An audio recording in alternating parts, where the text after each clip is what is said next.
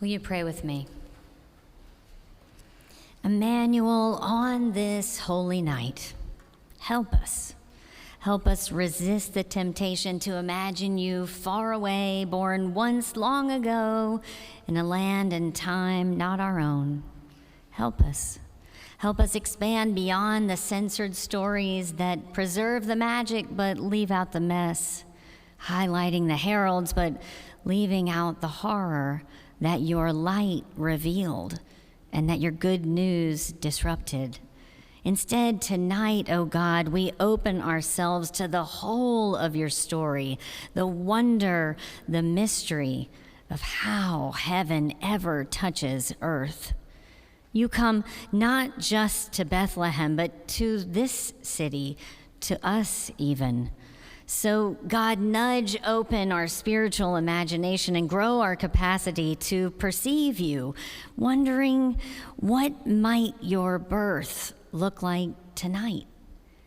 Maybe you are born to a young unwed mother and her boyfriend moving into a friend's already crowded apartment in Brownsville because the rent climbed too high and the margins were growing too thin to handle.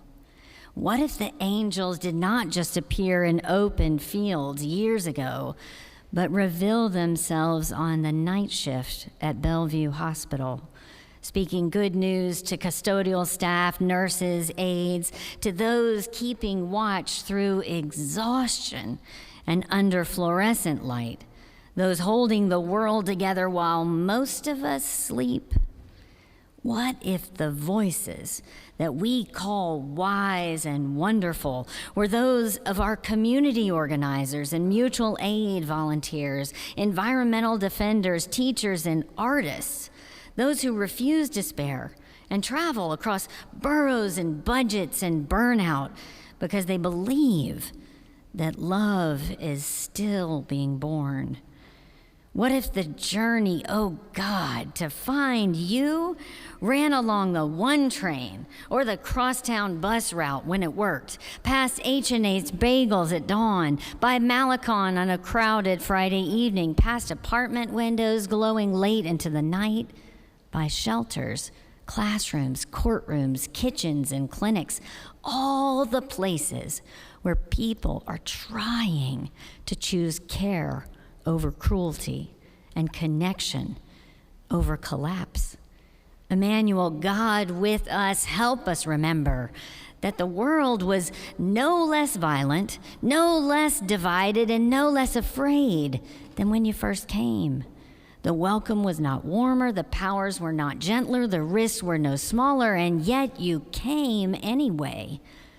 Still, God, we confess that even now, we're practiced in saying there is no room. We have learned this language from the emperors and innkeepers of our time, from systems that teach us that there's not enough for all of us. They've taught us to hoard what we have, to ask others to change and adapt and even disappear, rather than asking what must change in us to make space for new and holy beginnings. God, we live in a world that is hard on the most vulnerable, quick to punish need, and slow to give chance a change and of heart that can grow. And we are hard on ourselves too, oh God. We're unforgiving of our limits, ashamed of our exhaustion, impatient with our own fear and fragility. We push away the very places in us, just as in the world, where you most long to dwell, and still you come. You do not wait for us to be generous enough, brave enough, or healed enough to receive you.